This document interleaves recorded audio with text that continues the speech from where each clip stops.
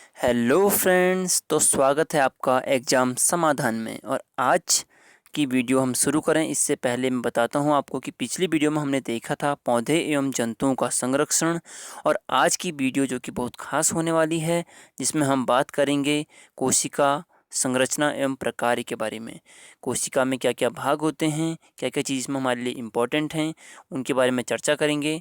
तो शुरू करते हैं आज की वीडियो को, जिसमें है एनसीईआरटी नोट्स, जो कि सभी परीक्षाओं हेतु महत्वपूर्ण प्रश्नों का संग्रह जो हम आपके सामने ला रहे हैं। तो दोस्तों, चैनल को अगर सब्सक्राइब नहीं किया तो अभी तक सब्सक्राइब कर लें, क्योंकि इसमें आपको बहुत ही इंपॉर्टेंट पॉइंट्स मिलने वाले हैं।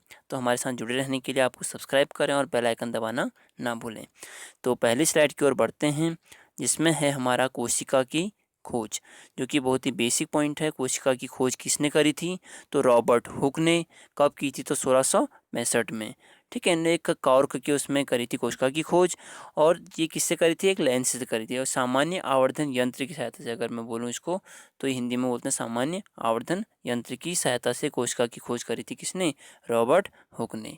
ठीक है, तो इसमें नेक्स्ट स्लाइड की ओर बढ़ते हैं, जिसमें है हमारा कि कोशिका क्या होती है। तो कोशिका क्या है? तो कोशिका क्या है? जीवन की संरचनात्मक मूलभूत इकाई को कहते हैं। मतलब कोशिका है हमारा, अगर कोई भी शरीर है, उस शरीर की जो मूलभूत इकाई है, उस शरीर का जो स्ट्रक्चर बन रहा है, वो हमारा क्या है? कोशिका की वजह से है। तो कोशिका जीवन की संरचनात्मक मूलभूत इकाई को क्या कहते हैं? कोशिका कहते हैं। और विभिन्न जीवों में कोशिकाओं की संख्या भी विविध होती है। मतलब अलग अलग संख्या अलग अलग जीवों में होती है कोशिका की। ठीक है, ये नहीं है कि सभी कोशिकाओं में उसकी संख्याएं बराबर हों। ठीक दोस्तों, तो आगे बढ़ते हैं नेक्स्ट स्लाइड की ओर, जिसमें है कि बहुकोशिक या मल्टी सेलुलर होता क्या है। अब नाम से पता चल रहा है मल्टी सेलुलर, या हिंदी में बोलूँ बहु कोशिक। बहु मतलब क्या? बहुत सारी। कोशिक मतलब कोशिकाएं। जिसमें क्या हों? बहुत सारी कोशिकाएं हों, वो क्या है हमारा? बहुकोशिक या मल्टी सेलुलर। और जिसमें एक होगा वो क्या होगा? एक कोशिक हो जाएगा। उसके बारे में बात करते हैं आगे। उससे पहले यहाँ हम देखते हैं कि बहुकोशिक क्या है। तो वह जीव जिनका शरीर एक से अधिक कोशिकाओं का बना हो, वो क्या होगा? बहुकोशिक होगा। ठीक है, चाहे मैं ह्यूमन को ले लूँ, जानवर ले लूँ, कोई भी प्लांट्स ले लूँ, ये क्या हैं? बहुकोशिक हैं, क्योंकि इसमें क्या होती हैं? बहुत सारी कोशिकाओं का बना होता है। तो ये हमारा बहुकोशिक हो जाएगा। ओके, नेक्स्ट बढ़ते हैं आगे। एक कोशिक। ठीक है, इसमें नाम से पता चल रहा है क्या? एक प्लस कोशिक, जिसमें क्या है? एक कोशिक हो या फिर यूनिसेलुलर हो। तो जो जीव एक कोशिका के बने होते हैं उन्हें एक कोशिक कहते हैं। एग्जाम्पल क्या है? अमीबा हो गया या पैरामीशियम हो गया, है ना। ये हमारे क्या है? एक कोशिका, मतलब कि एक कोशिका के बने होते हैं। तो अमीबा का स्ट्रक्चर आपने देखा होगा बुक्स में भी। ये हमारा अमीबा है, जो हमारे क्या होता है? उंगली नुमा आकार का होता है। अगर इसको कोई फूड यहाँ पे मिलेगा तो इसको ऐसे घेरेगा और अपने स्ट्रक्चर से चेंज करते रहता है। तो ये हमारा क्या होगा? एक कोशिक होगा। यहाँ पर दूसरा हमारा पैरामीशियम था। ठीक है, ये हमारा किसका एग्जाम्पल हो गया था? हमारा पैरामीशियम किसका हो गया? एक कोशिक का एग्जाम्पल हो गया।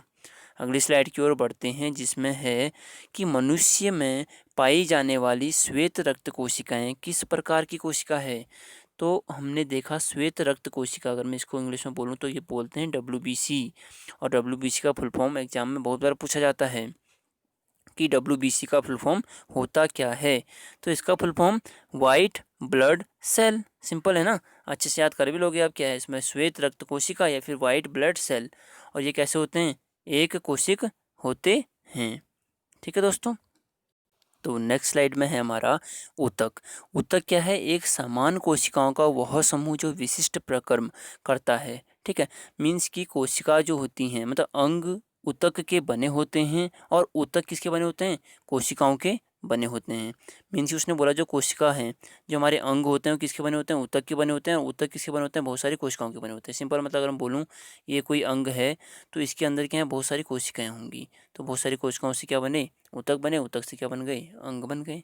ठीक है, तो यहाँ पे समझ में आ गया होगा।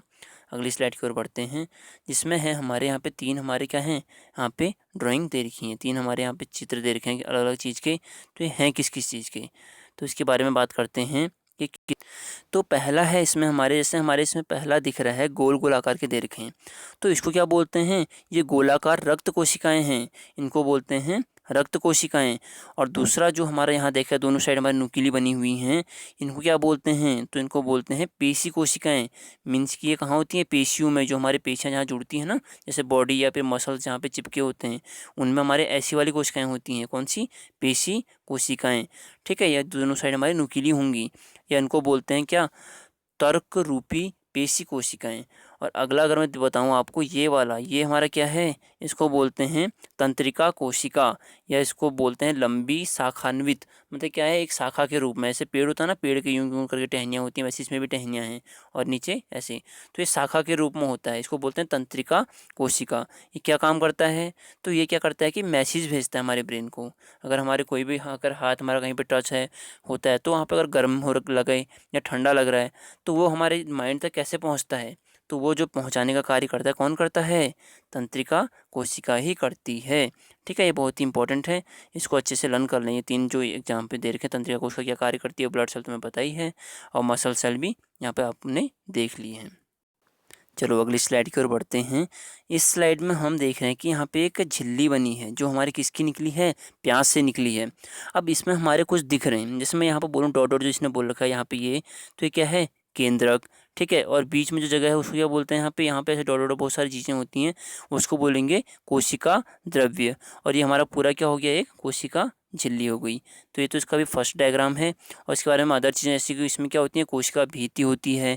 तो कोशिका भित्ति किस में होती है, तो कोशिका भित्ति जो मेनली पाई जाती है, वो हमारे पादप कोशिका को पूरे एक स्ट्रक्चर के रूप में बनाने के लिए उसके चारों ओर होती है। ठीक है, उसकी बाहरी मोटी परत होती है, उसको क्या बोलते हैं, कोशिका भित्ति बोलते हैं। और मेनली किस में होता है, पौधों में कोशिका झिल्ली के अतिरिक्त एक बाहरी परत होगी, जिसको क्या बोलेंगे, कोशिका भित्ति कहते हैं। ठीक है, तो अगली स्लाइड में उसको थोड़ा सा जूम करके देखते हैं, जिसमें हमें यहाँ पे क्या क्या दिखता है। यहाँ पे हमें दिख रहा है कि ये क्या है, केंद्रक झिल्ली। मतलब कि जो केंद्रक है उसको जिसने घेर रखा है उसको क्या बोलते हैं, केंद्रक झिल्ली। और उसके बाहर ये जो पूरी है इसको क्या बोलेंगे, कोशिका। और कोशिका को जिसने घेर रखा है उसे क्या बोलते हैं, कोशिका झिल्ली बोलते हैं। ठीक है, तो ये हमारा केंद्रक हो गया, और इसके बाहर जो झिल्ली हो गई, ये हमारा केंद्रक झिल्ली हो गई, और ये हमारी कोशिका, और कोशिका के बाहर जो घेर रखा है वो हमारा कोशिका झिल्ली हो गई। और उसके बीच में जो डॉट डॉट यहाँ पे बीच में जगह मिली वो हमारा क्या हो गया, कोशिका द्रव्य हो गया। आई होप इतना समझ में आ गया होगा क्या क्या चीज़ें हैं इसमें। ठीक है, तो ये चीज़ इंपॉर्टेंट पॉइंट है, इनको अच्छे से लर्न करें।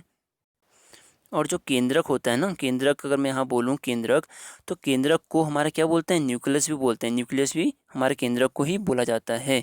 ठीक है, अब देखो कुछ चीज़ें इसमें ऐसे मैं बोलूँ कि कोशिका भित्ति होती है ना, ये मेनली पादप में होती है और जंतु वाले में होती है, पर जंतु में अंदर होती है, पर कोशिका जो पादप में होती है उसके बाहर पूरा आवरण बना होता है इसका। ठीक है, इसको अच्छे से लर्न करें, क्योंकि बहुत इंपॉर्टेंट पॉइंट्स हैं, ये एग्जाम में बहुत बार बार पूछे जाते हैं, तो इनको अच्छे से लर्न करें। इसके अलावा अगर मैं बात करूं, जो हमारा केंद्रक होता है ना, तो केंद्रक के अंदर जो होते हैं धागे के समान संरचनाएं भी होती हैं, जो क्या कहलाते हैं, क्रोमोजोम कहलाते हैं, अथवा गुणसूत्र कहलाते हैं। ठीक है, तो गुणसूत्र क्या होते हैं, अब माइंड में क्वेश्चन आना चाहिए, गुणसूत्र होते क्या हैं। तो गुणसूत्र क्या होते हैं, यह जीन के धारण है। तो मतलब ये क्या करते हैं कि जो गुणसूत्र होते हैं, ये एक जो वंश होता है उसके गुण को अगली वंश में ट्रांसफ़र करता है, उसे क्या बोलते हैं, गुणसूत्र कहते हैं। ठीक है, इसके बारे में अगर बोला जाए, जो गुणसूत्र होते हैं वो क्या होते हैं, जीन के धारक होते हैं, मतलब जीन को धारण करने वाले होते हैं, और जीन को एक पीढ़ी से दूसरी पीढ़ी में क्या करते हैं, स्थानांतरित करते हैं। अब माइंड में क्वेश्चन आना चाहिए कि जीन क्या होता है फिर। ठीक है, तो जीन क्या होता है, इसके बारे में देखते हैं, जीन हमारा क्या होता है।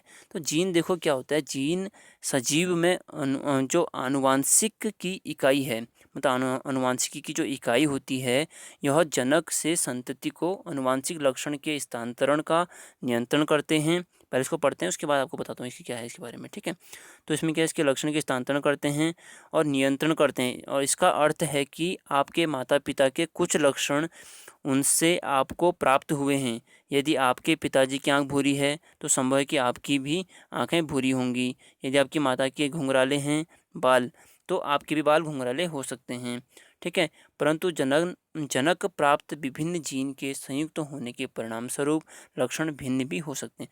मीन्स कुल मिला के जो जीन के बारे में इसने बोला है वो ये बोला है कि जीन जो होता है क्या है, अनुवांशिक लक्षण को एक पीढ़ी से दूसरी पीढ़ी में स्थानांतरित करता है। अनुवांशिक क्या होता है कि जो एक लक्षण हमारे मतलब दादा परदादा या उनके उनमें कुछ होंगे ऐसे गुण, वो हमारे उसमें क्या होंगे, ट्रांसफ़र हो जाते हैं। तो उसे क्या बोलते हैं, वो जीन की वजह से होते हैं। और जीन में ट्रांसफ़र कैसे होते हैं, गुणसूत्र के द्वारा होते हैं। ठीक है, जीन जो होता है, जीन जो ट्रांसफ़र होता है किसकी वजह से होता है, गुणसूत्र की वजह से। ठीक है, तो गुणसूत्र जीन के धारक होते हैं। ठीक है, इस पॉइंट को अच्छे से याद कर लेना। अगला पॉइंट जो हमारा है बहुत ही इंपॉर्टेंट है कि प्रोकैरियोटिक कोशिका और यूकैरियोटिक कोशिका क्या होती हैं। तो इसमें इस पैरा को पढ़ते हैं, इसमें क्या मिलता है हमको देखेंगे। जैसे उसने बोला कि जीवाणु कोशिका के केंद्रक बहुकोशिकीय जीवों के केंद्रक के समान सुसंगठित नहीं होते। इनमें केंद्रक झिल्ली अनुपस्थित होती है। ऐसी कोशिकाएं जिनमें केंद्रक पदार्थ केंद्रक झिल्ली के बिना होता है वो क्या होता है, प्रोकैरियोटिक कोशिका कहलाती है। प्रोकैरियोटिक कोशिका कौन सी होती हैं, जिनमें क्या होती हैं, झिल्ली के बिना होते हैं। मतलब कि वो कोशिकाएं जो झिल्ली के बिना हो वो क्या होगी, प्रोकैरियोटिक कोशिकाएं होंगी। ठीक है, इस प्रकार की कोशिकाओं वाले जीव प्रोकैरियोट्स कहलाते हैं। और जीवाणु और नीले हरे शैवाल इसके उदाहरण हैं। ठीक है, जो जीवाणु होते हैं या नीले हरे शैवाल हैं इसके उदाहरण हो गए। और प्याज की झिल्ली एवं गाल की कोशिकाएं जैसी कोशिकाओं में झिल्ली युक्त सुसंगठित केंद्रक पाया जाता है, तो वे यूकैरियोटिक कोशिकाएं कहलाती हैं। मतलब क्या हुआ, जिसमें हमारी झिल्लियां होंगी, मतलब झिल्ली के बिना होगा वो हमारा प्रोकैरियोटिक, और जो झिल्ली के साथ सुसंगठित पूरा अच्छे से बने होंगी वो क्या कहलाएंगी, यूकैरियोटिक कोशिकाएं कहलाएंगी। तो दोस्तों आज की वीडियो को यहाँ पे विराम देते हैं और होप सो आपको ये समझ में आया होगा।